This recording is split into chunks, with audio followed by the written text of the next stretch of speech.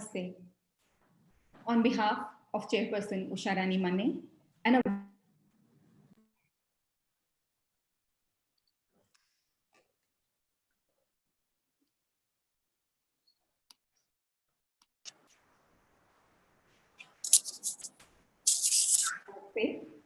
On behalf of Chairperson Usharani Manne and a very dynamic committee, I, Priya Gasdar, Honorary Secretary, FLO Hyderabad, welcome you all to this phenomenal colloquium.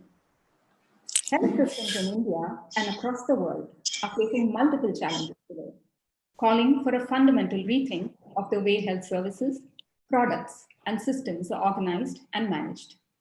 In this Power Hour, we will get to understand the key factors that influence healthcare implementation from the perspective of the caregiver, the innovator producer, and innovation ecosystem provider.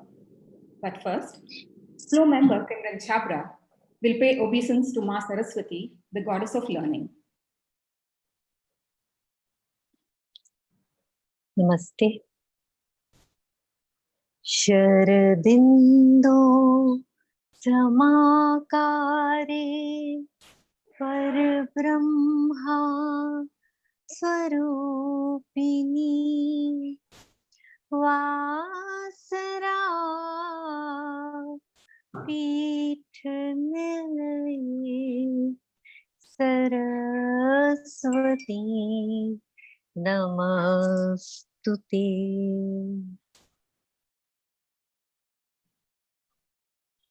Thank you, Simran. You did invoke the presence of Jnana Saraswati here.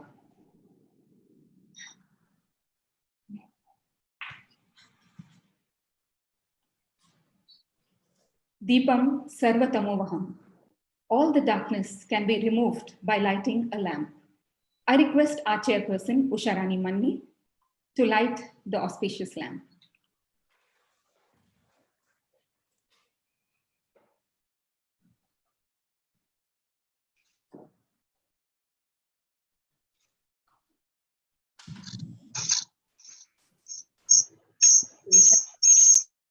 Before I invite Usha to deliver her welcome address, a gentle reminder to all those in the Zoom room to keep your audio and video off to enable a smooth viewing experience.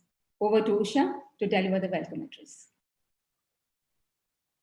Esteemed speakers, Dr. Sangeeta Reddy, Dr. Kiran Majumdar Shah, Ms. Deepanvita Chattopadhyay, Deepthi Raula, fellow chairpersons from across India, past chairs, viewers, and my dear fellow FLO members. Namaste. Though it has always been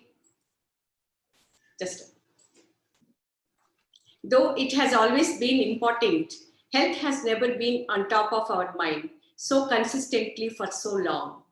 We are all weathering an unprecedented disruption to our lives. Health life systems across the world have had to ramp up overnight, pulling together to solve critical issues of space, infrastructure, equipment, testing. Untold number of physicians and other healthcare providers are showing up to work, facing the threat every moment. Even as we owe a huge debt of gratitude to them, we thought it is only appropriate to talk with some of the brightest minds in the sector about what healthy means to the context of today and tomorrow. That all four of them here today are women is especially delightful and a matter of pride. Welcome, ladies. FLO Hyderabad has been buzzing with activity in these 45 days.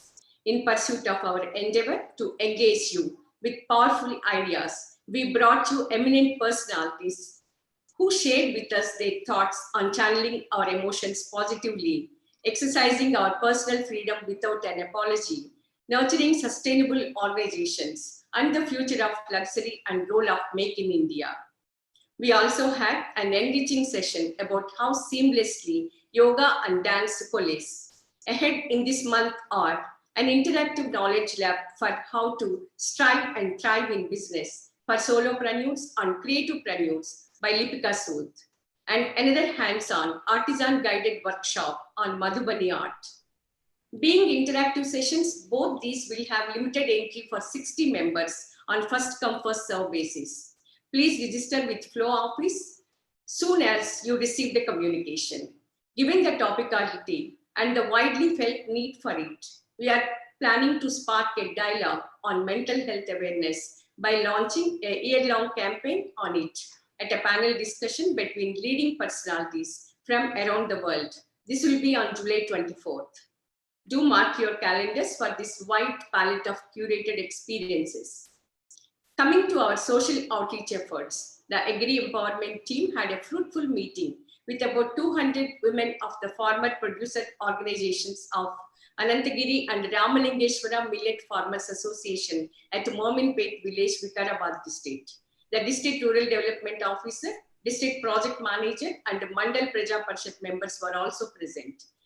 Through our extended interaction, we understood their activities and training needs. We are already working on a blueprint to address their requirements, as well as to help them to become more self-sufficient in identifying and seizing new livelihood opportunities. Our members will get the opportunity to attend a bespoke webinar for FLO by BHub, wherein CEO Deepthi Ravula and team will walk us through the modalities of accessing the incubation and other facilities they have on offer. Successful incubators will also share their journey with us. The FLO Marketplace platform is going places under the able guidance of the enthusiastic team.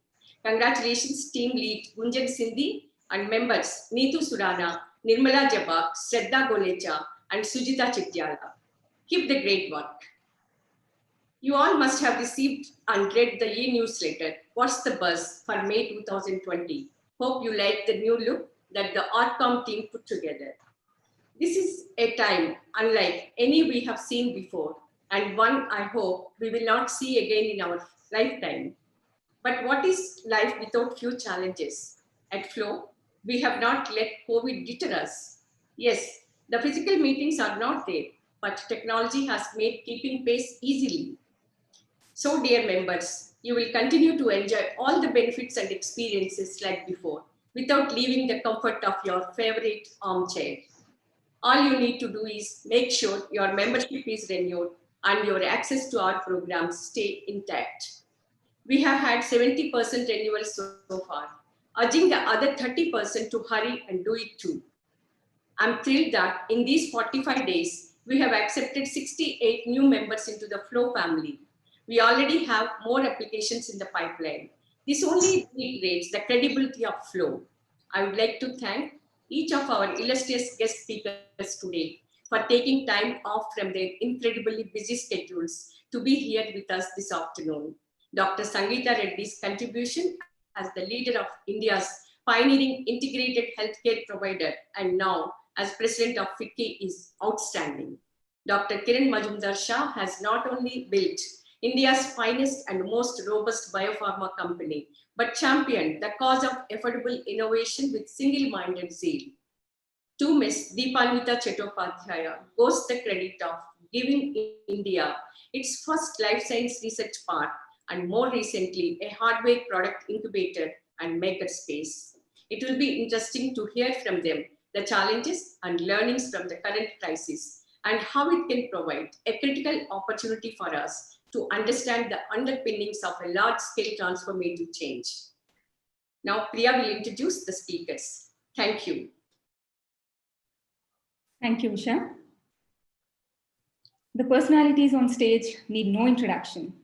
They are renowned as innovative entrepreneurs and professionals who continue to change the Indian healthcare firmament for the better, precedes them by a mile.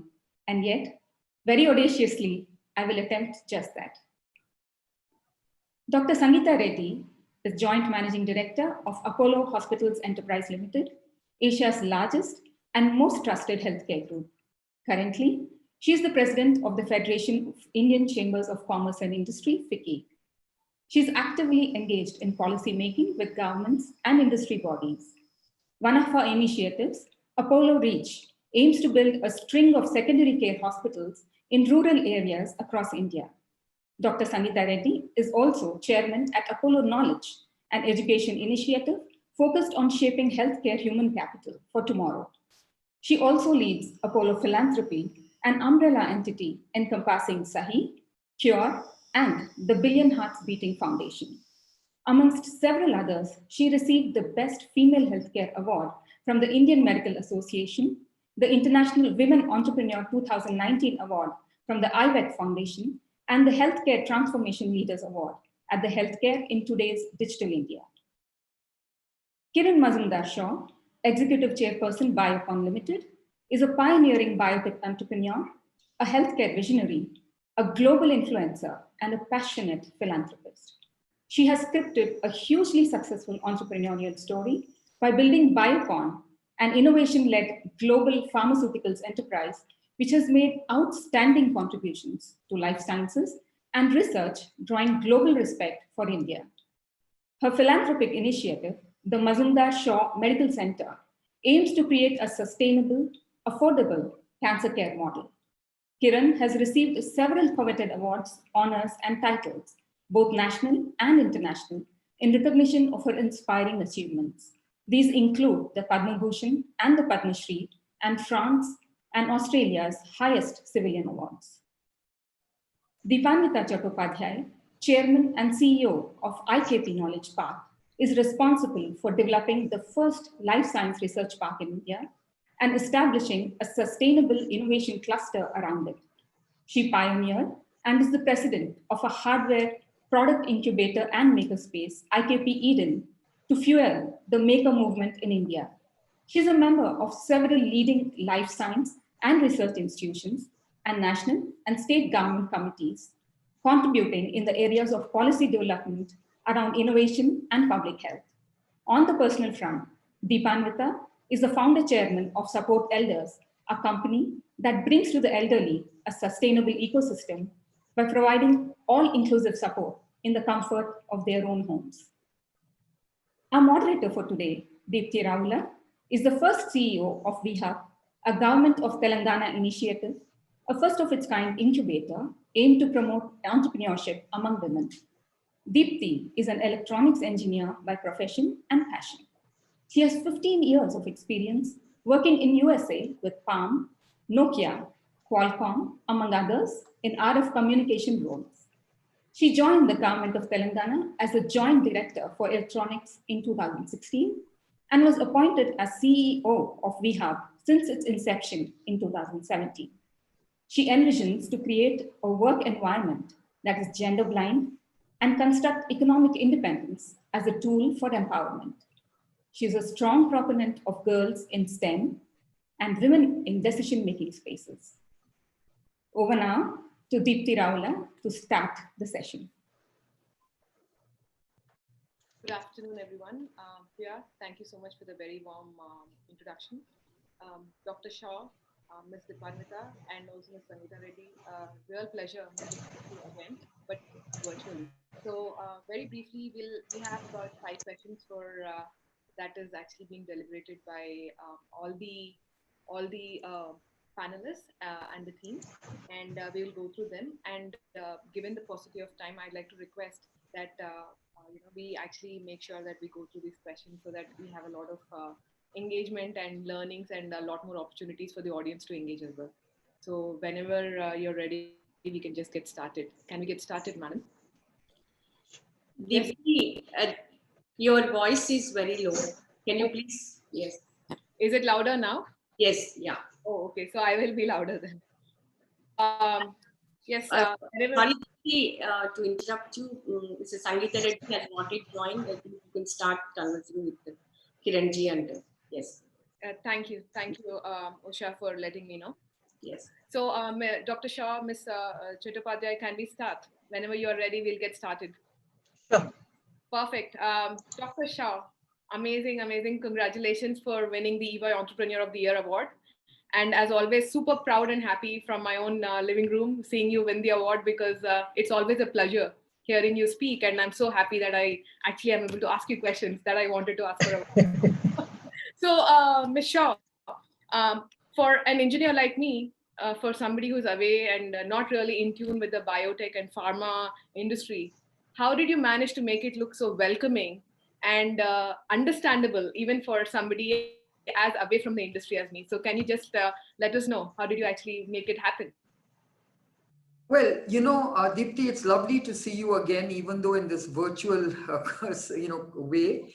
But let me say one thing that everything is extremely simple when you're clear about it. I think you know that domain knowledge and understanding of one's domain always allows you to think about things in a very clear, simple way. And then communicating that message, communicating that concept, then becomes that much easier. So obviously, when I started in 1978, nobody had heard of biotechnology. And I can tell you it was very tough to get financial support for my business because banks didn't even understand what I was trying to do. And it took me quite a few months before I could actually, even explain to bankers what I was trying to do. And I think it was one brave banker who basically got very excited with what I was saying and decided to back me. So I think what I learned from that first, step in my entrepreneurial journey was that first, you have to have an idea that you think is really exciting, something that you're very passionate about, something that you will drive with purpose and conviction. And once you feel that way about it, then you will go and, all out to try and get finance, try and get the kind of investment you need to make it happen. And in order to do that, you will be able to tell your story very well. You will over time, practice and learn how to really get to the crux of the matter. So once you get a buy-in from anybody, then you know that you've actually been able to explain your business in a very succinct way. And that's one thing I'll give as a message to any aspiring entrepreneur. You must be able to convey your idea in a very succinct manner such that people really want to invest in you. I think that's one of the secrets of good entrepreneurial traits. Thank you, Ms. Shaw. That actually makes it very clear. I mean, that's amazing. Thank you. Dr. Sangeeta Reddy, thank you so much for joining us today. Good afternoon. Hope you're well. Good afternoon. Nice to see all of you. Hello, Kiran. Lots of other friends on the, on this virtual meeting. Very nice to see all of you. Hi. Thank you, Dr. Reddy. So we'll start diving into the questions for you. Could I start? Sure. Dr. Reddy, being the Joint Managing Director for Apollo Hospitals Enterprises and also the President of FICCI, which means that you actually have a seat at a policy-making table as a business leader and also as a policy maker. So what are your thoughts on the way businesses and governments can actually work together on rethinking the economy from the way it is now to the way forward? Well, this is a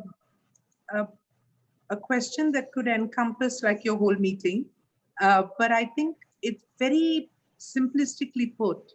Businesses are the link between government and individuals and people.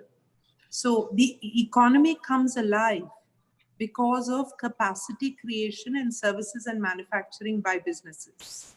And the economy stays moving because of people and individuals, and that is demand.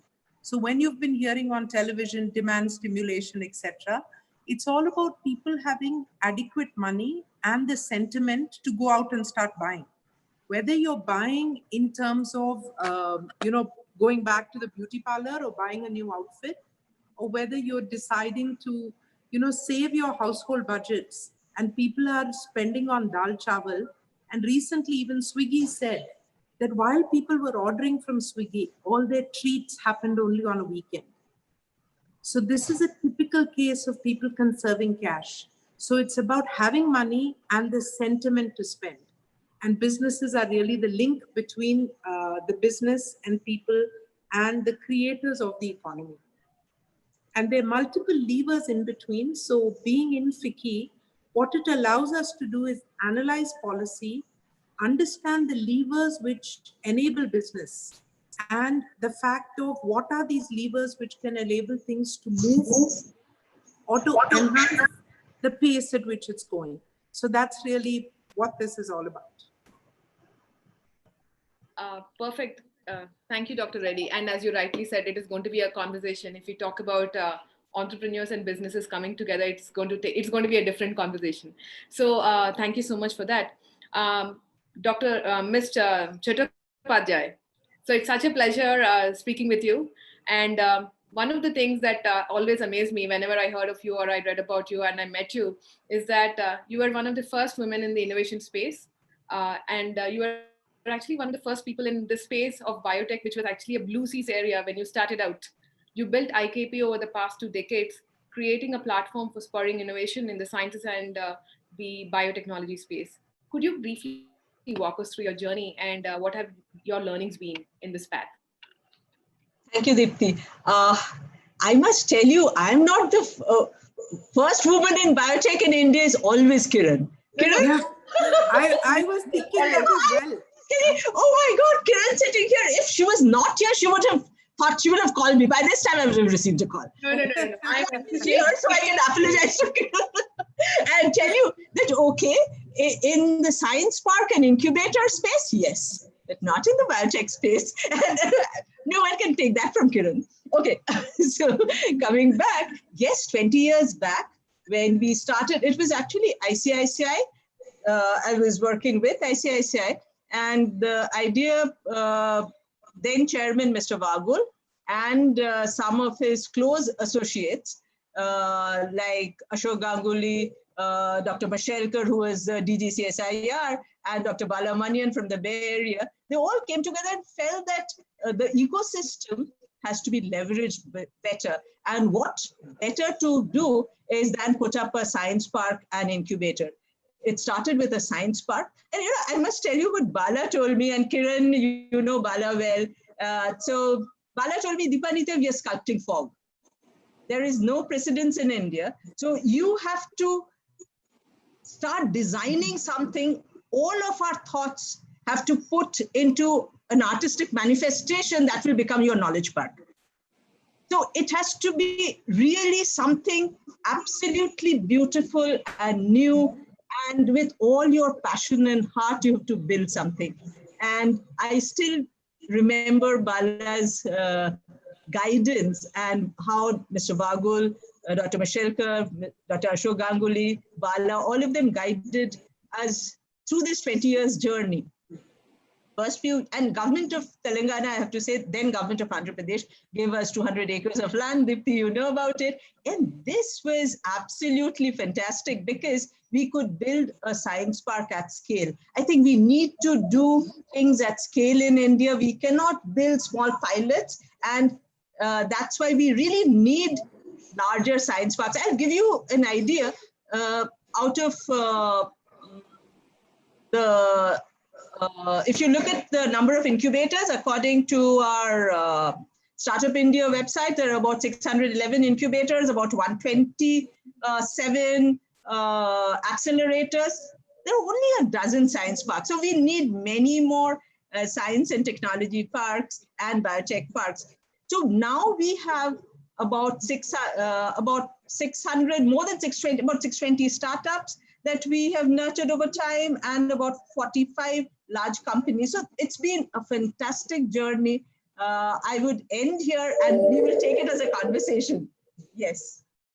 Thank you so much, Ms. Chattopadhyay. I mean, yeah. You call me Deepanita. Okay, Deepanvita. Thank you so much. And Ms. Shaw, the question for you now. So, Ms. Shaw, what, according to you, is the Indian advantage as far as clinical trials and research are concerned? I've been following you on Twitter, so it'll be very interesting to know from you in person what your thoughts are on this topic, and what is the, if there is anything which is not there, so what is your advice on the same? For the start. You know, I think when you want to look at clinical trials, I think we must understand that this is a very important area for innovation, because it is about clinical research. And for doing clinical research, we have all the ingredients that are required to perform clinical trials. You know, you've got the clinical human resource that is required to conduct clinical trials. You've got the patient population with diverse disease conditions that on which you can do the clinical research. you've got the the hospital infrastructure, you've got the IT capabilities, you've got everything that it takes to actually create a huge clinical trial sector in this country. And let's look at COVID itself. Right now there are at least over 200 clinical trials ongoing in the world, and everybody is scrambling for the right patients. So you need a large population of patients. And unfortunately, in India, we look at clinical trials as if it's a rent a patient. That is not the model we should be looking at, okay?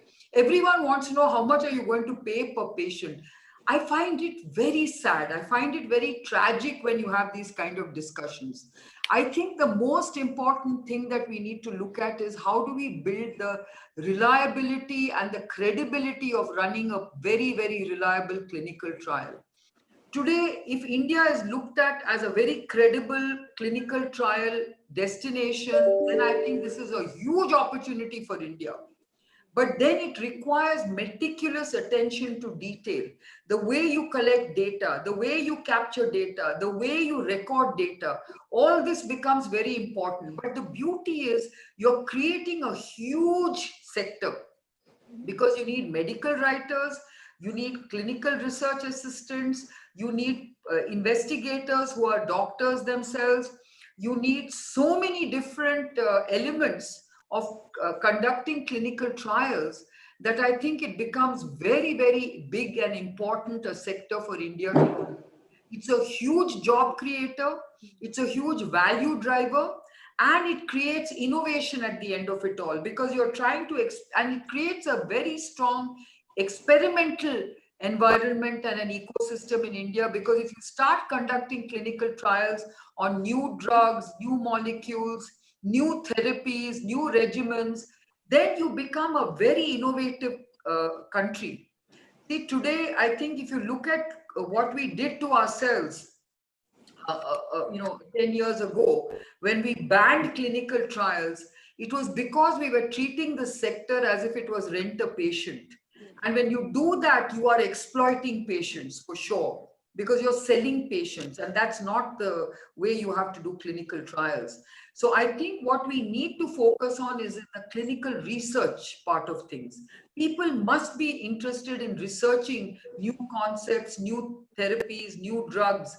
Then I think you will create an explosion of new ideas, translational research, etc., etc. So I, for one, really hope that we can actually leverage this. I mean, today we are talking about developing new vaccines, about developing new therapies, about, plasma therapy. We need to do all of that in a very, very stringent research mode, and it is about understanding the science and the regulatory science aspect of how we are doing that clinical research. So I really think this is something we ought to pay a lot of attention to, and we must rebuild what we destroyed, because we actually had a very large clinical research sector about 10 years ago, which was almost $1 billion sector, and we destroyed it overnight by banning clinical trials. I think we need to rebuild that, and it can become a multi-billion-dollar opportunity, but we have to do it on a very strong foundation of ethics and a very strong temper of research. Thank you so much, Ms. Shaw. Dr. Reddy and Dipanvita, I'll be asking a little bit of your insight on that topic, because it is something that both of you could have a say in, and I would like to briefly get your remarks on that. So I'll start with Dr. Reddy. Dr. Reddy, I'll ask you my prepared question, then I'll request for your bite on what Ms. Shaw has just spoken about. So Dr. Reddy, you have the credit of actually creating the concept of integrating technology with healthcare. So telehealth, right? It is something that was considered a future thing, but as we realize now, it is actually a need of the yesterday, today, and every second. So what are your thoughts on this, and what is your guidance on the way forward? That is my first question. Second question is, if you could just add your 2 bites on what Ms. Shaw has just spoken about regarding the clinical trials and the ethics and the patient concept. If you could just touch upon that, that would be really nice. Thank you so much. So thank you, Deepthi. Wonderful questions, and please call me Sangeeta. So basically, the power of technology is that it can help us, number one, optimize our processes. Number two, enable access. Number three, collate and synthesize knowledge so that the application of that knowledge can be replicable. And therefore, because of these additions and accelerations it does, it impacts very deeply the three significant tenets of healthcare, which is we need accessible healthcare for everyone, we need quality healthcare for everyone, and we need affordable healthcare. So if we merge and use technology in the right manner, we can definitely make a significant difference. However, technology is not the single panacea. See, right now we all know that telemedicine exists. Yet, day before yesterday, there's the story of a family from a district in the outskirts of Pune who walked 100 kilometers, got an auto some way, walked some way, but to reach Pune for healthcare. There is no reason why every primary healthcare center in this country should not have a telemedicine facility. There is no reason why we should not have the PHR, the personal health record of that individual, and we should have proactively been tracking her even before she became so acutely sick. So we have many successes on one side. You know, there's private healthcare doing amazing work. There's even government systems, whether it's, you know, liver transplant, heart transplants, advanced capability in treatment, clinical adoption of the latest parameters happening anywhere in the world. Whether it was remdesivir or plasma therapy during the COVID crisis, Indian clinicians picked it up like that and began to administer it in a scientifically appropriate manner. This is because of their skill set, their capability, their learning, their knowledge, and the infrastructure. However, there's a need to strengthen primary healthcare, incorporate technology into it, create a standards base across the country so that data is available. And therefore, data is first superseded by care. So care is available ubiquitously everywhere. This data is appropriately captured. This data which is captured can be synthesized from surveillance, reporting, tracking to evolution of models. All across the spectrum, we use this data. And now from data, it's the perfect segue for me to move into commenting on Kiran's, but sorry, before that, just one more point which is critical for the Indian healthcare sector is the manpower resources and indigenous manufacturing.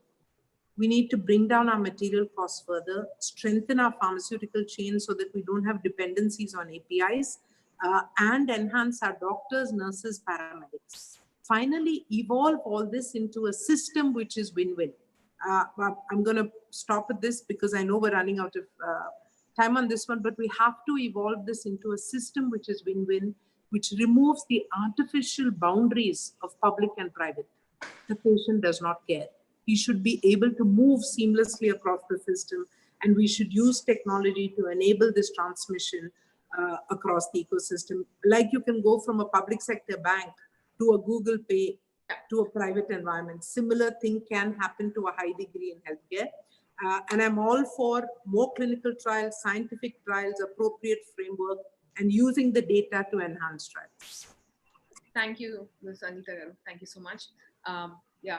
So Dipanvita, now the question I was going to ask you is actually in lines of what Ms. Shaw and Sangeeta Garu had just spoken about. So can you tell us a little bit on the way forward to enable more innovations in healthcare, pharma, and life sciences? In addition, also your 2 bites on what Ms. Shaw has spoken about regarding clinical trials, because I think that is one of the biggest challenge many of these startups today face, right? If they want, because in addition to all the certification and all the regulations that are already there, the biggest thing is also this. So your bite on that would be really welcome as well. Thank you. Thank you, Deepthi. So, you know, what startups should do today in terms of healthcare? Problems are very complex, and knowledge in one domain cannot necessarily give you a solution for complex problems. So we need convergence of expertise. We need convergence of knowledge. So we need teams that can deliver. And oftentimes I'm seeing scientists or startups, engineers are working in domains like healthcare without having a clinician on board, without having a clinical advisor. These kind of networks and interconnectedness are extremely important. We really need, as science parks and incubators, one of our roles is to bring these elements together, because when we bring the network, what we do as an incubator is the startups know what they're doing, but they don't have the network. So our role is to connect them to the right people, right networks, so that they can deliver their dream, their technology, what they want to. And that is to be done in an efficient manner. We have to really learn. They actually need to learn from peers. They need to learn from mentors. They need to learn from experts in the technology domain, in the industry domain. So it's all about working together, the convergence in science. I can give you a very nice example. Today morning, I got a mail from one of our startups. The name is Predible Health. Kiran knows Predible. They got a Global Grand Challenge Award for their lung cancer CT imaging. It's called Lung IQ. So basically, they're able to read the CTs and give decision support to doctors. They also use the same knowledge for COVID, because they could find signatures for COVID. And so this is a group of computer scientists from IIT Madras, very young team, and they could understand what it needs to be done. So this kind of synergy, these kind of works together, like healthcare and electronics, healthcare and IoT or ML. So because data is very important, and we really need to work together to see how healthcare is delivered. So regarding clinical trial, again, Bharat Biotech is our neighbor, and they have come up with, they'll be doing the human trials of their vaccine. You're aware, the COVID vaccine, you're aware of that. You know who took the first dose? It's the president. I saw the It was Raju. So it was so nice to see that they're so committed and you need somebody who doesn't have COVID, because this is a vaccine that is to be given to a healthy individual. And he volunteered to take it and become the first patient. So that is the power of clinical research, and that is the commitment to clinical research. And regarding ethics, regarding transparency, regarding data, there is no compromise. We have to be really, really top class in terms of ethics and data. That is given, that has to be done. But yes, without clinical research, no drug can be developed, no vaccines can be developed. So we all understand that. Thank you so Thank much. you. So, Sorry, Deepanita, can I add to that? I like Yes. this thing of ethics, transparency, data. Would you add process? Sure. Because known scientific process is what we all rely on. So I would kind of, highlight the importance of process, and then ask in this context, and I think Kiran and I were both wondering about this. We need to accelerate or fast track the process because of the COVID crisis, but we should never shortcut it. Not at all. What do you feel about the current process to get this vaccine out, this date of announcement that it'll be done by August 15th? What do you think? yes. I'd love your views. It is so nice. I was going to ask. So should I come first, or should Kiran come first? Let me give my thoughts, and then of course, Kiran. So, I think we should not run after dates. That cannot be a benchmark. We have some goals in mind, we have aspirations, but that cannot dictate the science. So every little, whatever has to be done before it. If it takes, instead of August 15th, September 15th, so be it. For that, there cannot be any compromise. So science is not driven by dates. We have to only think what is required is we have to deliver as soon as possible. Kiran, please. Perfectly. Yeah. Well, Dipanvita, I slightly differ with your views. First and Yes. foremost, whilst everyone is very keen to get a vaccine fast, Yeah. I agree with Sangeeta completely that you cannot take shortcuts. You have to go through due process. For instance, to develop a vaccine, I think we all know, the three of us know, that you have to go through safety, efficacy, data and trials, which cannot be done fast. For instance, just to do a safety trial in phase 1 itself takes a month. Okay, because it's not just about giving somebody a shot and saying, oh, it's worked. You have to actually look at a lot of things when you give a vaccine. You have to see what the immune response is. You have to actually see how long it endures. You have to look at all the adverse events, and you can't just give it to 10 people. You have to have a large representative population. Yeah. You can get that data. Then you have to give it to, in a phase 2, you have to look at safety and efficacy. So in the first phase, you normally give it to healthy volunteers who are young, who have a good, strong immune system. And therefore, that is no measure of how it will work in the rest of the population, right? Then in the second case, you give it to a larger population with a slightly more, a stratified and larger population who are also a little vulnerable in terms of both age and otherwise. And then you do a very large phase 3 trial on at least 30,000 people, right?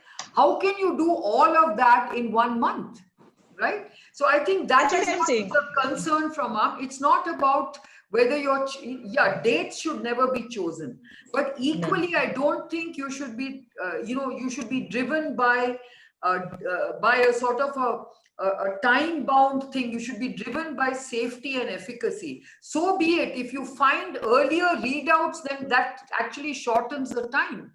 But you cannot be taking shortcuts by saying that I'll do it in 10 days or 20 days. It depends how long it will take to enroll the right kind of patients. Because even if I completely agree. I meant that. Absolutely. Because even if the vaccine comes out on the 15th of August, like it is being planned, I mean, I wonder how reliably can we take that vaccine in terms of safety and efficacy, because I don't know how many people would have tried it, right? So I think we have to be very careful of not getting carried away with, sort of news, which is like, great to talk about, but I think we have to back it. Absolutely. So Kiran, Sangeeta, and thank you so much. I mean, I was going to ask the questions and I love how you guys actually got it. Having to ask all the questions is really nice. I'd really, really appreciate it. Because these are tough questions which I would like for your inputs, but I was like, how do I ask? But thank you so much for taking it on, Sangeeta. Deepti, it's the excitement of being with such smart women like Deepanita and Kiran. Yes, for me. I mean, I'm starstruck by all of you. One smart woman is talking. And you have a starstruck audience here already. So I'm like, I'm so excited. So Kiran, now on to the most important question. So one of the things that I've been meaning to ask, and this is something that I think you should actually, all of us should talk about, is that you've actually shown us that, there are a lot of opportunities for women to actually take. You have actually shown us that, there are opportunities out there for women to make a mark in their chosen field. But what, according to you, as you rightly pointed out in the first answer itself, but what, according to you, are the 3 top ways women can grab the opportunities that are available and also excel in them? Because we talk a lot about, it is a world where, it is not fair and all that. But I honestly, as you have actually shown the way, you, Sangeeta and Deepanvita have shown the way that, there are opportunities. We need to grab them. So can you please give your 3 top ways? So first and foremost, I think women are trapped in a mindset that they almost pursue opportunities in a gender biased way, which I think we shouldn't do. I think any and every opportunity is accessible or aspirational for a woman. Okay. You yourself have shown it, Deepti, because you yourself are an engineer, You have also dreamt in a very, unbiased way in terms of how you approach opportunities. I have never let gender get in the way of approaching or looking at opportunities. I think today the opportunities that we are looking at are very exciting. I think COVID has thrown up opportunities in ways that we never even thought possible. For instance, we've all been thrown into this virtual world, right? We've been thrown into a digital world. We've been thrown into a world that we are not used to really functioning in. Whether it is how we shop, how we consume, how we interact, how we do many things in our normal lives is all different. And this whole thing is about the new healthy, and it's about how we look at even staying healthy. We're also worried about how to boost our immunity in terms of remaining safe in terms of COVID times. But what I'm trying to say is there's an opportunity for every one of us to look. In my own case, I think every one of us has repurposed our businesses in some way or another. I mean, Sangeeta, herself was very, very involved and engaged in creating the COVID hotel hospital model, the stay I model, which really it was long time ago, not now. In fact, I remember we all talked about how do we not overwhelm our hospitals. And that was a very nice model that Sangeeta conceptualized. And it is now being talked about when we are being overwhelmed, saying that look, we should have a stay I model where people who are mild, are asymptomatic and positive, who have tested positive, should be in a sort of a hotel where they can be supervised and monitored by simple nursing care. And only if they turn, a little more severe, or if their condition worsens, should they step up to a hospital environment. That was the thought process, right? And these are new models. So it was about repurposing hotels, because hotels were out of business, right? Now it's also about telehealth and telemedicine. How do you communicate with patients wherever they are? Sangeeta talked about primary healthcare, or universal healthcare will need access to healthcare, and the only way you can bridge the deficit that we have in a country like ours is through technology, through digital connectivity, through telemedicine. Look at the whole concept around e-pharmacies. All this time it was not allowed. Even telemedicine was not allowed. But because of COVID, they have all allowed everything. Similarly, we look at regulatory reforms. We are also looking at ways of compressing our regulatory timelines, because we can do things in a much smarter way. We can do parallel processing. I think there's an opportunity for everyone, whether it is making masks and repurposing our garment industries for making PPEs, whether it was engineering companies who repurposed their businesses into making medical devices, or people who have started making health apps or digital apps for this time, for contact tracing, you name it. I think there are so many ideas abuzz. That if you think about it, you can do anything. And I think women must let their minds ideate as much as possible, because there are so many ideas out there that if you can pick on one smart idea, you can actually make a business out of it. So my message to the women who are listening to this is, look, there's no dearth of opportunities. There's no dearth of new exciting ideas. It's for you to hone in on a few of them or one of them and make it happen. And I don't think you have to keep using that excuse that, oh, I'm a woman, so it's tough, or I don't know how I can do it. That's what you've been trapped into. But I think women have to break out of that trap, because I think you have to have self-belief, self-confidence, and move on. I don't think I'm willing to listen to a woman who keeps complaining and feels sorry for herself. I want those women to be stronger and go-getting. Thank you so much, Kiran. I mean, I was just expecting this answer, so it's amazing. Thank you so much. It's so amazing. Sangeeta, now on to you. So if you look around the world, it is actually shown, or there is a lot of talk about the success of countries led by women have handled the pandemic much better than the countries which are not.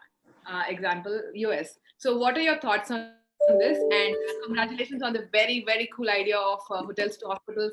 It is really amazing, and we've been doing this since the crisis has started. So kudos on that. So, you know, I want to begin by saying that I believe that a good world is a world where men and women participate equally. And that is the base. I have, along with some really amazing men and women, launched the Greater 50%, which is a FICCI FLO initiative. It works across corporate empowerment of women, identification of marginalized women, training of women in MSME, bank access. So it's a range of things. We want to touch 100,000 lives. But coming back to this, I think in a crisis, multiple women have been standing out for their tremendous work and, you know, what they've been able to do. Jacinda Ardern, who was the New Zealand Prime Minister, she's been, you know, praised for what she's done in terms of control, as well as her simplicity, her practical approach. Germany, you had Angela Merkel, and there, I mean, a far lower death rate than Britain, France, Italy, Spain. Across the other, there was Sanna Marin in Finland, who again showed a lower death rate, a very practical approach, among the first leaders who really took contact tracing and isolation and good mechanics. And there have been lots of others. I'm not naming, you know, whether it's... Pardon me? Nicola Sturgeon in Scotland. In Scotland, yes. Absolutely. So that was a fantastic. And then closer to home, you see our Kerala Health Minister, who's, you know, been acknowledged everywhere. So whether it's a combination of ability to cut to the chase and give practical solutions, to multitask, to be empathetic and humane in your solution and decision making, it's kind of inborn in the DNA. But I would again like to reiterate the fact that I think it's very important for us to say that we don't want any special concessions unless it is in a section where women are marginalized. So if they're not educated, if they don't have access, there we need to support them. But finally, at the workplace where everything is equal, I think we can hold our own and we're not asking for any special benefits. So I want to nuance the dialogue of women's equality or women's capability. This is not a strident, women are great, women only type dialogue. It's a very nuanced acceptance of capability, appreciation of the fact that many women are in different phases of the evolution of societal thought process in their microcosm of existence. And once we appreciate that, then we know that there are differential interventions which are required. So we don't, quote unquote, take advantage of some of these for women who have not had a disadvantage, yet we are very swift in our ability to address those women who have been disadvantaged and find a way to correct this. And I think we should correct gender ratios, women's representation, wages, acknowledgement of women in leadership, not in the slow pace it's been happening. I hope that in our lifetime, we see significant modification and equalization of all these parameters. Thank you so much, Sangeeta. This is exactly what we wanted to hear, because the first meeting that I met you, we did discuss on the role of VHub. And one thing I would like to put out here is that at VHub, also we believe in the same ideology. Yes. We take entrepreneurs and we put after a one-year incubation, we actually have entrepreneurs who've graduated from incubation who call themselves as an entrepreneur with a product. They don't call themselves as women entrepreneurs with a product, because we believe in the strength of the product also. And I'm so happy that, you know, you have actually reiterated that. And you're a great role model, Deepti, so go for it. Thank you. Thank you so much, Sangeeta. So Dipanvita, and this is a segment to the research fields. We know, like, if you look at the power panel here, all of you are all researchers, you're all leaders, you're all pioneers in your field. But how come when I go to, like, you know, innovation or startups, it is so difficult to find a startup which is strongly led by a woman and can stand on its own? If you look at the COVID crisis itself, what are your thoughts? Because we look at, we get calls that we have saying, we are doing this contest, can you send some women entrepreneurs over? So this is the kind of conversation that is happening. But why do you think there is such a huge gender imbalance when we talk about innovation overall and tech entrepreneurship specifically? So, Deepti,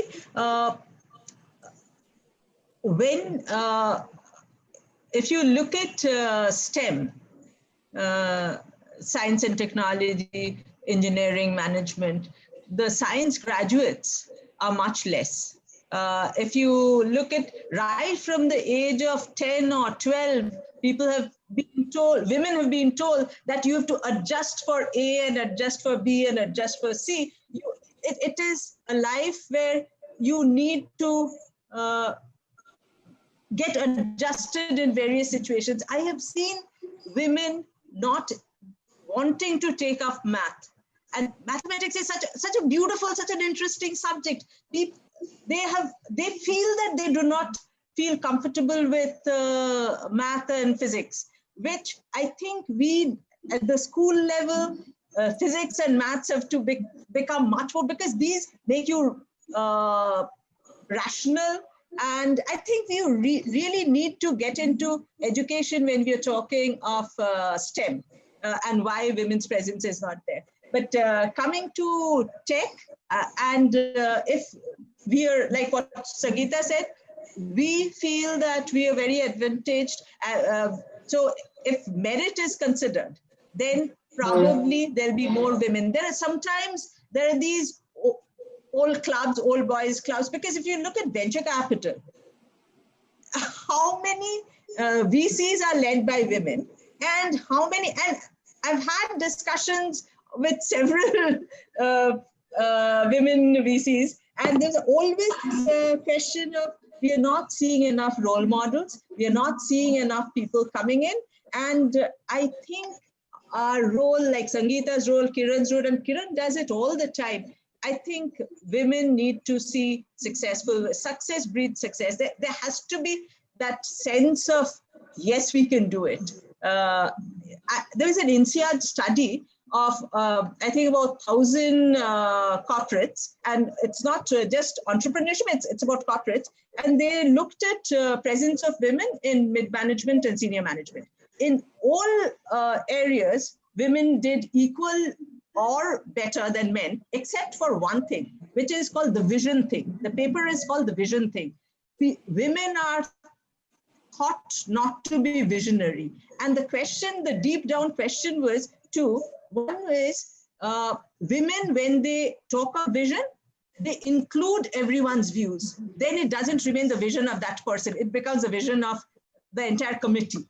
So women are inclusive in their nature of participation. So I think we need to define differently when women, but we see that inclusiveness in leadership has given such wonderful results. The other thing about visioning was, again, it's a very nice paper, saying that women do not want to talk about things which they're very practical. They want to see what can be implemented now. They do not want to sell vision. Women do not sell vision. Like Kiran said, data has to be there, does not matter, even if clinical trials take much more time. That is exactly, you do not want to sell vision. You are a practical person. So I think women can deliver much better. What we need in tech entrepreneurship is role models and participation of much more women, and it's going to happen. I am seeing now, when we run hackathons, and especially in life sciences, I see almost 35% of women coming in. So in 5 years' time, believe me, Deepti, we will see many more women entrepreneurs.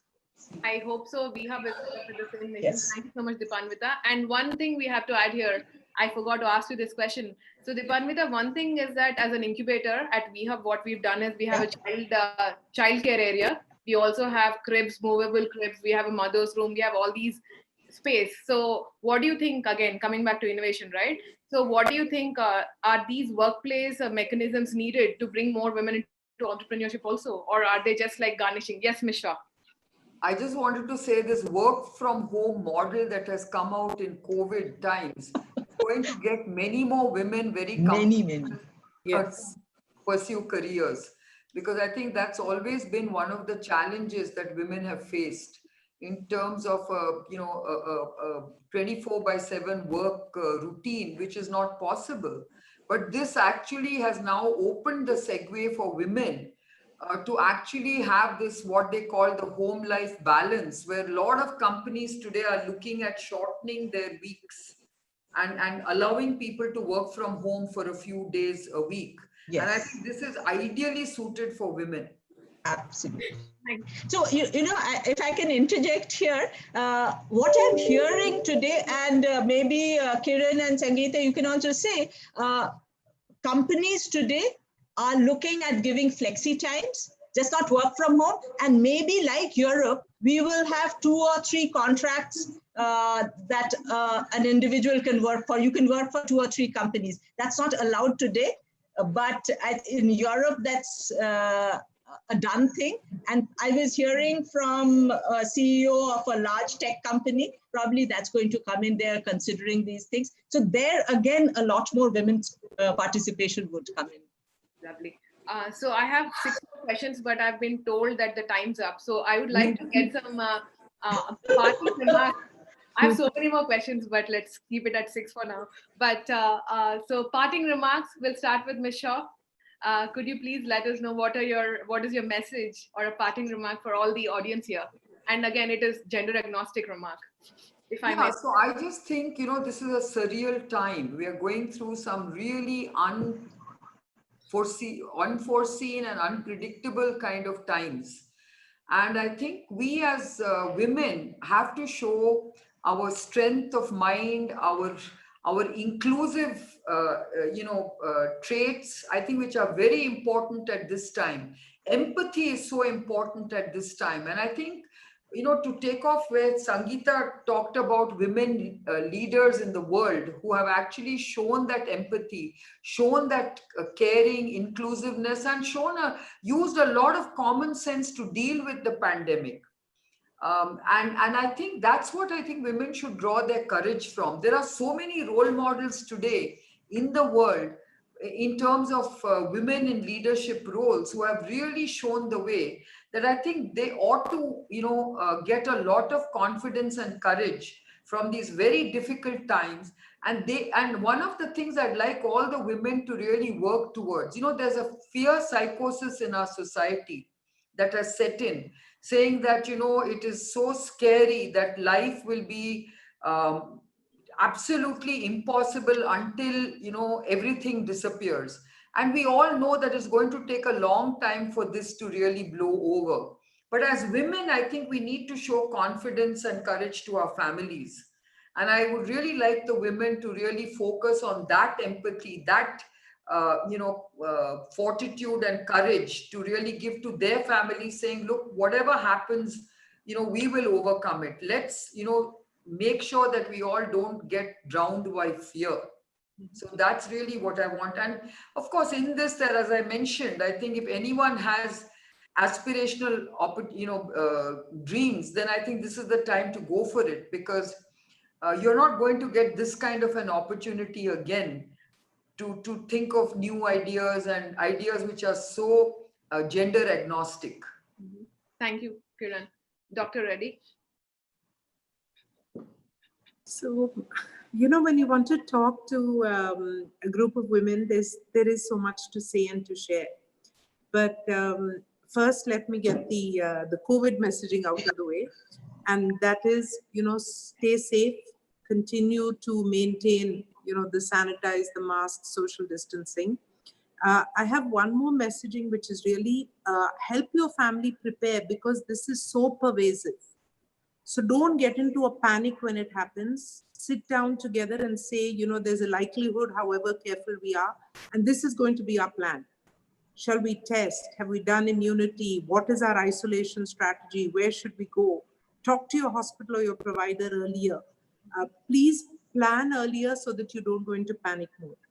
The second important one I want to say is that people need to start going out with all precautions. So please focus very strongly on reverse isolating the elderly. Because when you have elderly at home, they are the ones who need to be significantly taken care of. You and me will manage fine with this. Even if we get infected, it's going to be 5 days, 10 days, 15 days, we will be fine. We have to protect the elderly, and that's what is actually the biggest contribution to the nation. Coming to contribution to the nation, I really want every woman to feel confident that they all have something to contribute.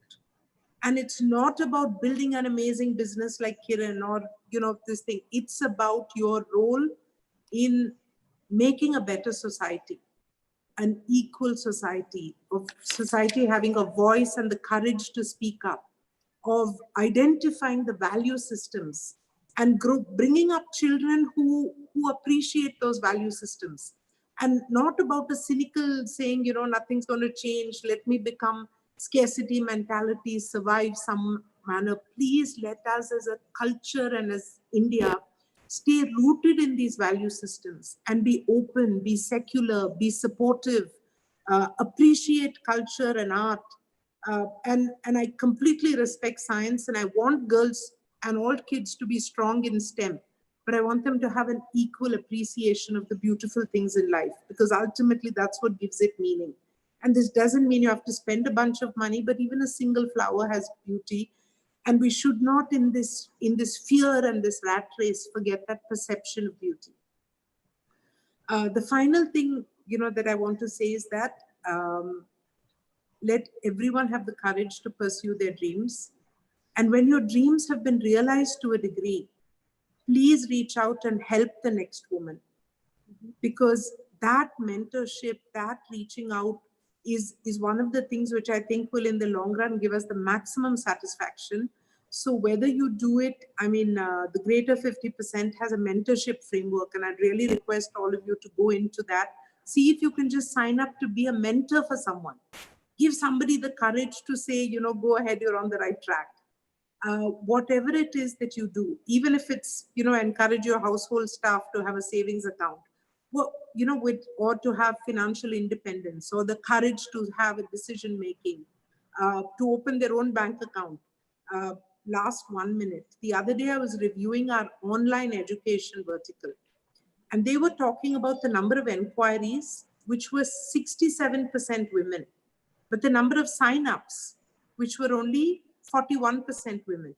And they said when it moved, then a male member of the house took the phone and did the decision making. So, I felt somewhere, not for this thing of the business, but I just felt a little deeply sad that, these are graduates and postgraduates talking about their future education, but the decision making is being done by a male. And I asked, when the young men are on the phone, do they hand it over to their fathers or someone else? And they said, no, ma'am. And so that encapsulated it for me, that please have the courage to stand up and take your own decisions, make your own path, and still, then maintain inclusive empathy and caring for humanity. And when we get that balance right, the whole world will be a better place. Thank you, Dr. Reddy. This is awesome. Yes, and Dipanvita? Yeah, Sangeeta has said it all. So it's so nicely put. I feel the messaging for women is, don't be scared, go out, talk, discuss, open up your mind. Exposure makes people. So it's so important to be able to know, to make friends, to be connected, because there is nothing called silly. Women actually have seen, in meetings, they do not, in classes, when I take classes, they cannot ask questions because they're afraid that people will think they're stupid, they're silly. There's nothing. So between knowing and not knowing is that moment. The moment you know. So why should you be scared? And there is nothing in this world that can be, you don't know means, okay, fine. And I can always know, there is all this scope to know so have the courage to ask questions. Have the courage to say, yes, I can do it. Just don't always feel diffident, and for one time tell yourself, yes, I will be the decision maker. I will make a call. It's not my father, not my husband, not my mother. It's I who should, the life is mine. I should lead it.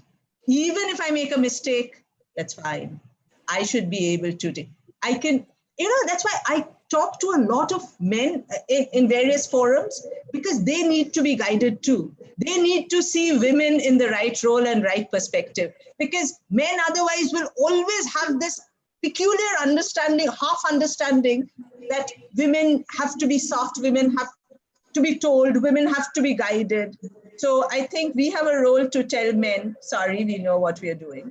And it happens slowly. It's not a one time. You don't need to be abrasive. You don't need to be antagonistic. You just keep on doing it every day in your every decision of your life. And yes, you'll see that there's a difference that you've made.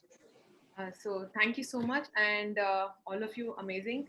And I think it's very clear, the takeaways for at least me, I think we'll do a little bit of the poll afterwards, that the first takeaway is that there are a lot of opportunities available. It is up to all of us to grab them.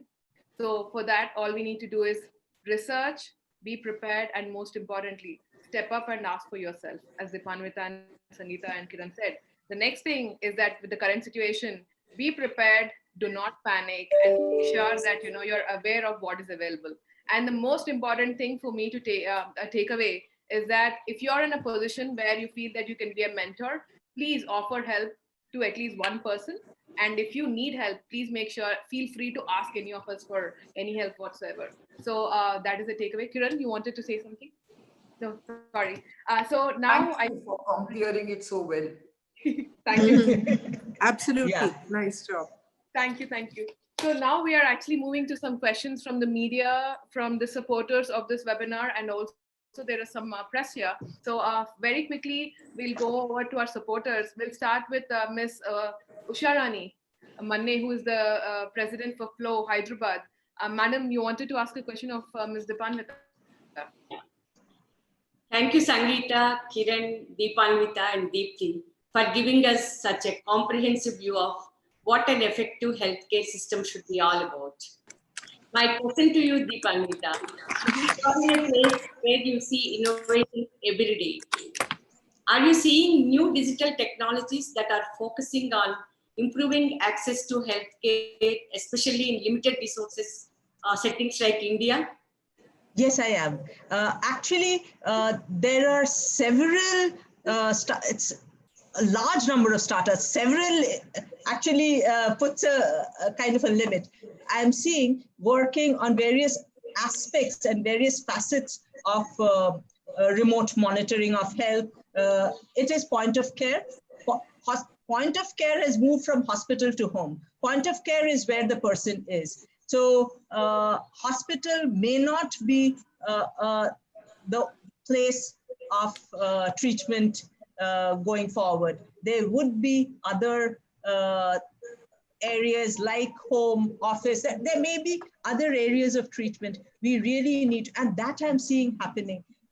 We have startups right from mental health app, which is advising, to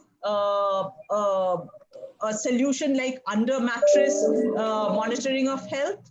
And in COVID times, they have pivoted very nicely to all kinds of health monitoring. So yes, digital health is going digital, but we have to also remember that ultimately there has to be you don't all the time won't be able to take decisions on your own, or you need doctors, you need healthcare providers, you need all that system. So we need a very comprehensive system in place. But yes, digital healthcare space is expanding, and I'm seeing a lot of very innovative startups in that space. Yes. Thank you. So now, Ms. Dr. Satyanarayana Garu from Laurus Labs India. Sir, you had some questions for our panel, Kiran, and yes, please, can we request you to ask the questions now? Yeah, good afternoon, and it was a great to listen from three stalwarts in the different segments. Congratulations to Dr. Kiran Majumdar for winning the Entrepreneur of the Year award. I have one question to Dr. Kiran Majumdar. See, India is a hotbed for chronic diseases and therapies. Do you think the companies who are leading in the chronic therapies, are they doing enough in the pharmacovigilance? India needs a lot of data to generate that pharmacovigilance. What is your view on that? That is one question. So I think there is a huge opportunity for us to, perform pharmacovigilance, because you very rightly have said that we have so many new drugs that are being trialed. We have so many patients who are being, used as, people who need, where we are trying to sort of assess the efficacy of many of these therapies and drugs. I mean, there's so many opportunities for us to do so much work, especially in pharmacovigilance. So even if you give plasma therapy, even if you give any of the new treatment regimens, how are these patients doing? Is there a follow-up? Is there pharmacovigilance? Of course, I think for every drug, we need to have pharmacovigilance. I think this will come. I'm very sure that as we create a clinical research culture and a very strong, robust, structure for doing clinical research, pharmacovigilance will become a very, very important part of this particular sector. So I think it will take time. Right now, it may not be at an optimal level, but I'm sure in the years ahead, if we really apply our minds and put a lot of focus on clinical research, it will happen. Thanks. I also have one question to Dr. Sangeeta. So, do you expect the Indian healthcare system will also move towards cure rather than just treatment and follow-up?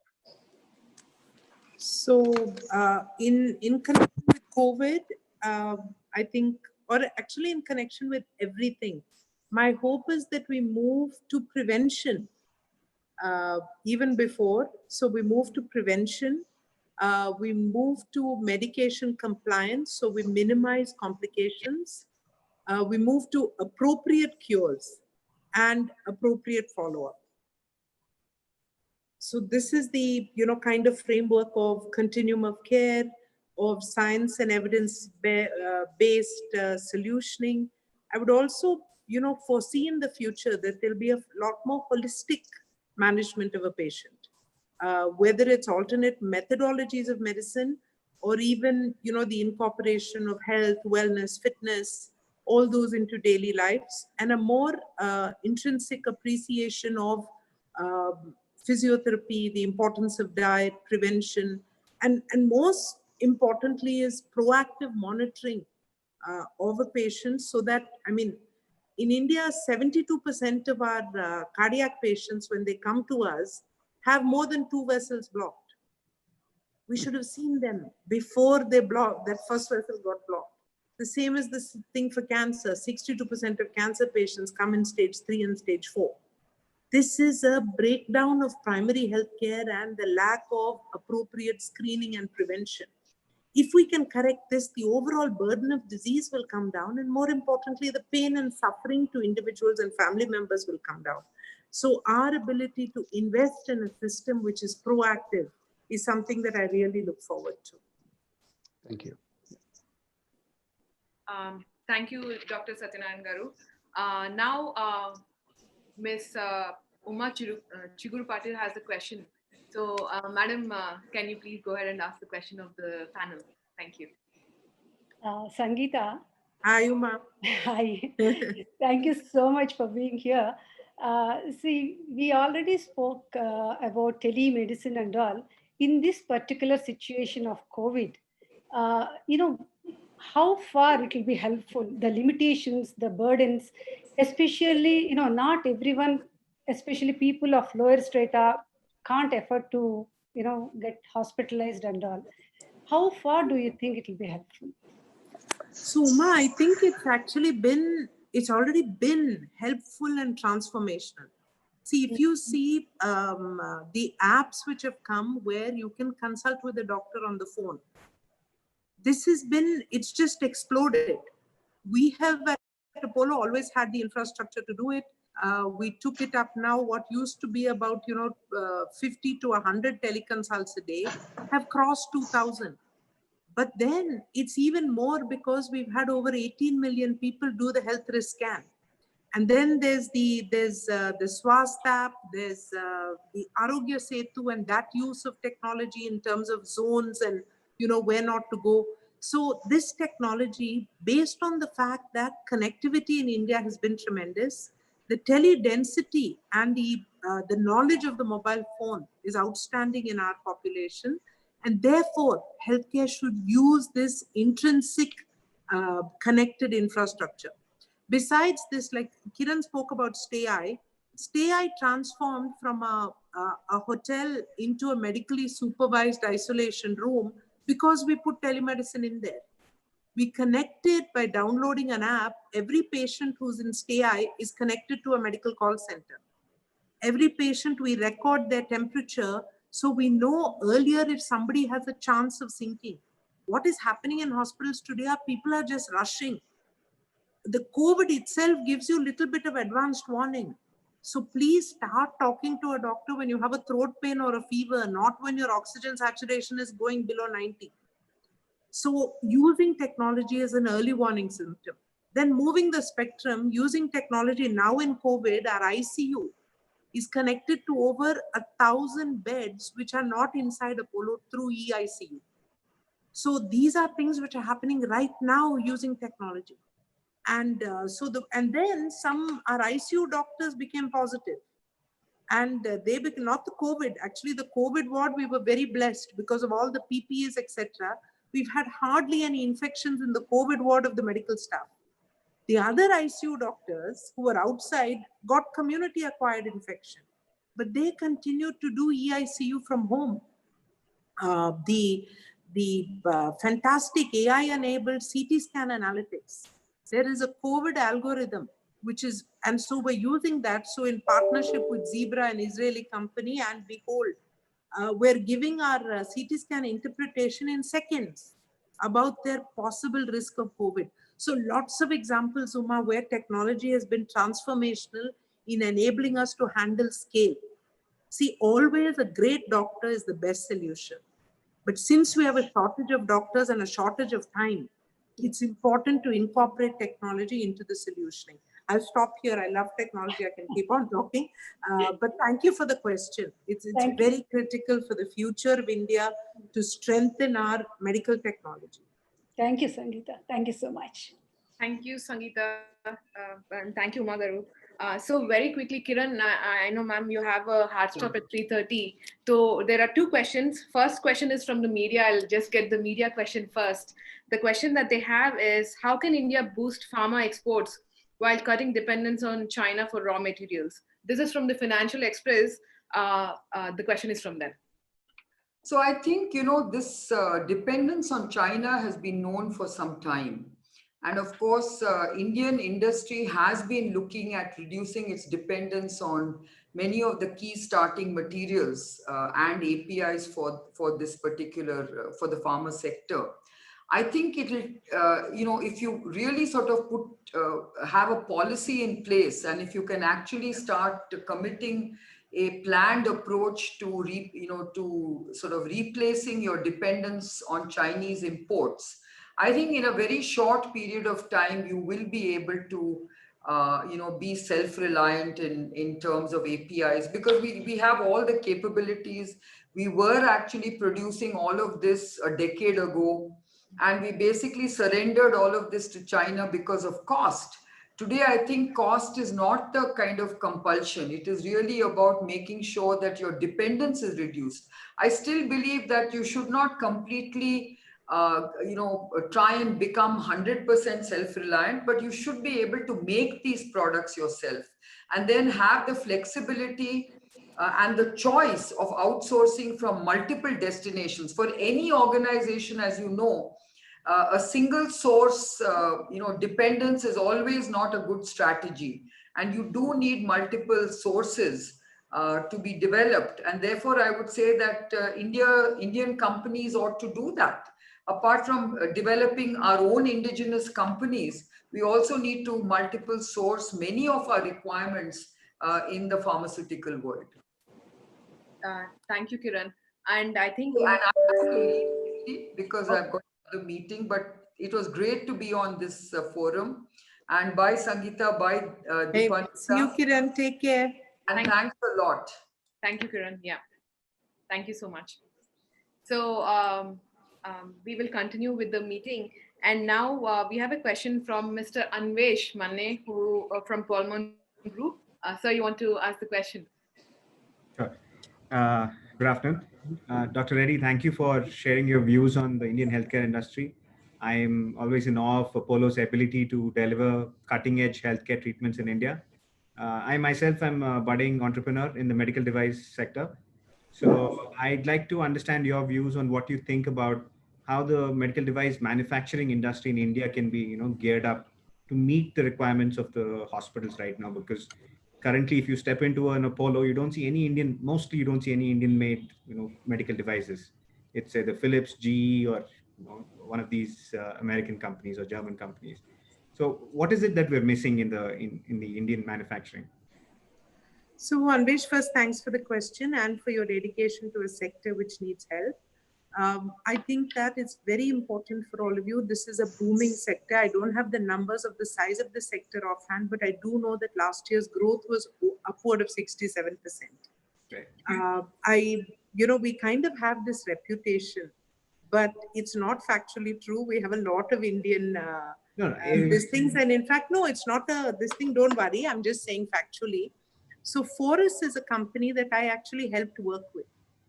We replaced one of the Japanese eye testing equipment, which used to cost about, I think it was 29 lakhs or 35 lakhs. Okay. And when we spoke to Forus, we said, if you made these adjustments, your machine would look better. And actually, we ideated in terms of incorporating the IoT. So the whole aspect of teleophthalmology evolved in Apollo Hospitals working with an Indian manufacturer. Okay. So I'd be very happy to, talk further. We're piloting almost, in fact, we've assessed 132 devices. We're piloting 6 different devices, including one which is part of our connected rooms initiative. So I'll just, drop me an email and I'll connect you to Ishita and the team in Apollo Research and Innovation. Great. Thanks a lot, ma'am. Thank you, Ms. Reddy. And good luck. So now we have Ms. Manjula Reddy, who has a question for the panel. Ms. Reddy, Ms. Manjula Reddy.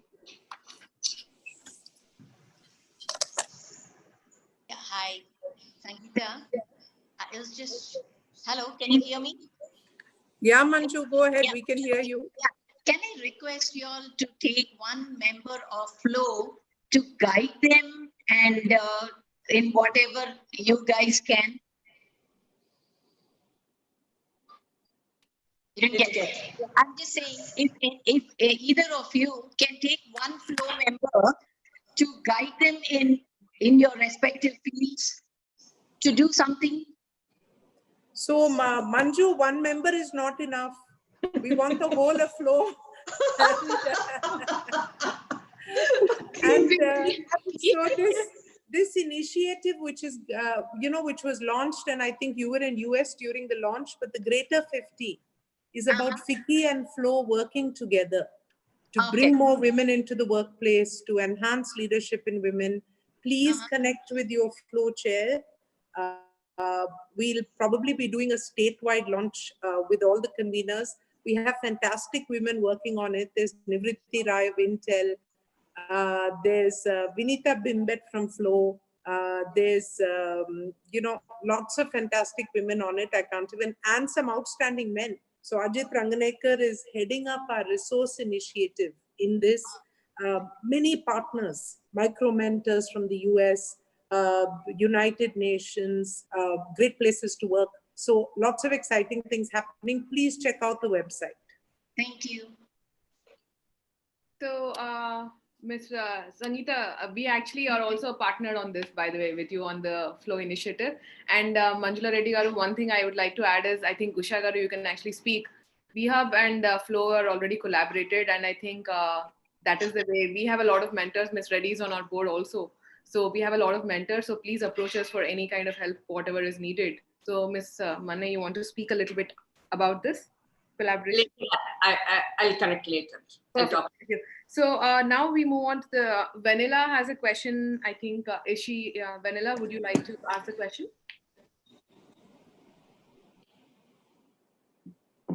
Hello. Hello, good afternoon, Sangeeta Garu. Good afternoon, Deepanvita. Good afternoon. I would like to ask a very broad question. What do you see are the current challenges within the sector for a country like India? Is this directed to anyone in particular? No, I mean, anybody can answer. I know because it's a broad question, because it was lovely getting inputs from all of you. But if you also talk about some of the challenges and how we are at the moment and where should we put our thrust on, and it would be a good message for the other startup companies. So in terms of, problems, what I'm seeing clearly is there is definitely a bias against women in terms of funding options. So whether you go to a bank or any of these, this is across the spectrum, especially in lower socioeconomic strata. Again, many women do not have assets on their name, therefore their ability to show collateral is also creating a situation of lack of capital. From lack of capital comes scaling down of plans and therefore lower scale. So very few women are able to take their small business ideas to larger ones because of lack of capital. It's here, I think, where places like Deepti, like WeHub, are really helping women make a difference to overcome some of these problems. The social infrastructure in terms of household help, creches, things like that. Again, WeHub is an exception, but many people don't have that. And that's where we're trying to work systemically with great places to work, so that having a women-friendly environment at work becomes an aspirational thing for a company and then moves on to becoming an essential for any good company. So we need to move the needle into saying women appropriateness is not, doesn't make me great. It's a hygiene factor. Everybody has to do it. So it's like every time I talk about a challenge, I like to think about how are we solving them. So, I'm giving you both sides of it. And the most important challenge is really in everyone's mind. And therefore, each one of you can solve that problem for yourself and by reaching out to others and helping solve it for them, by giving them the strength, the encouragement, or the technical knowledge of what to do.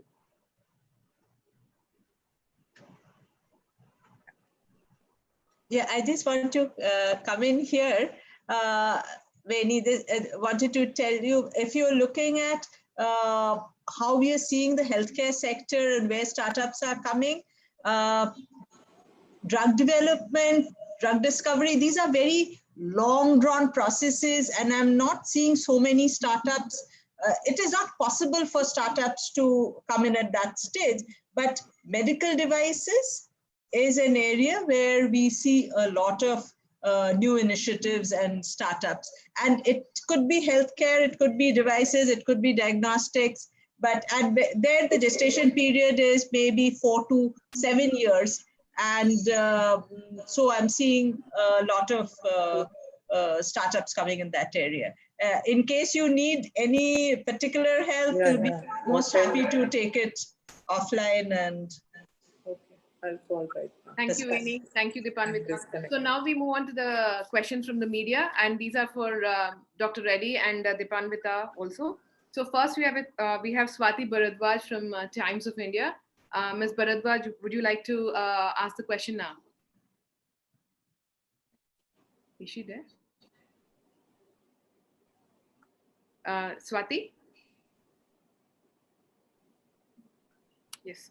If not, can we get Mr. Faniraj from Telangana today? Sir, you have any question for you had a question for the panel?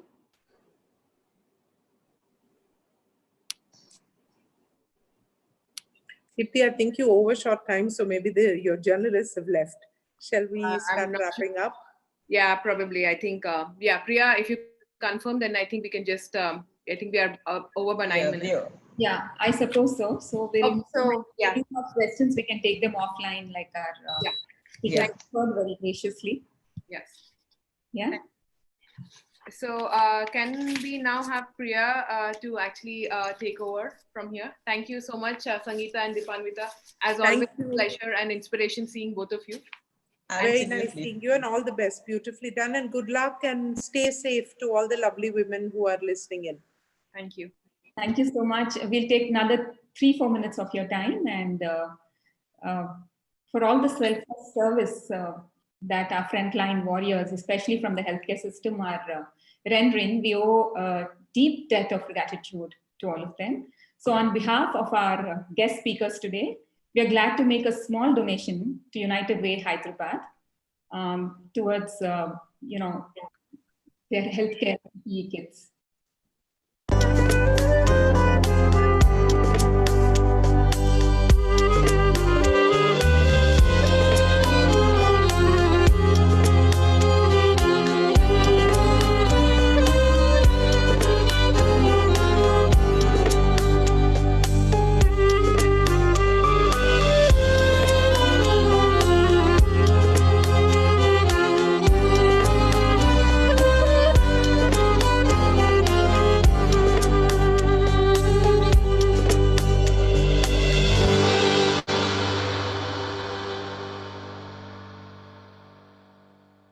So we are also thrilled to present you all with a coffee table book, Blooms and Looms, a weave of ikebana and saris from our gifting partner, Pushpam Publications. Physical copies of the certificates and the book will reach you soon. And now over to Senior Vice Chair Umachi Gurupati for the vote of thanks. A very good afternoon, all of you. A country can be called healthy when health services are affordable, adequate, and acceptable for all its citizens. It is the right of everyone to have access to comprehensive quality healthcare services and achieving health equity to all. Today, we have witnessed a great session with 3 most powerful women who are high achievers, well reputed and respected in their respective fields. Really appreciate their presence here today. Sangeeta, thank you so much for being with us.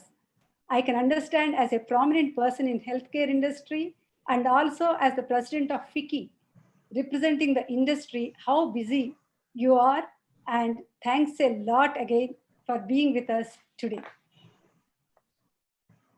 Ms. Kiran, I think she left. The whole world is looking towards life sciences now. As one of the most powerful persons in the industry, a scientist, as a business leader, she must be very busy. And during this period too, she made time for us and joined us. Thank you so much to Ms. Kiran. Ms. Dipanvita, thank you so much for joining us. You had given strength to the Make in India concept and slogan, which is the sentiment of nation today. Thank you for your participation and encouragement. Thank you so much. Deepthi, thank you so much for your wonderful moderation and making the program very interesting. Thank you, Deepthi.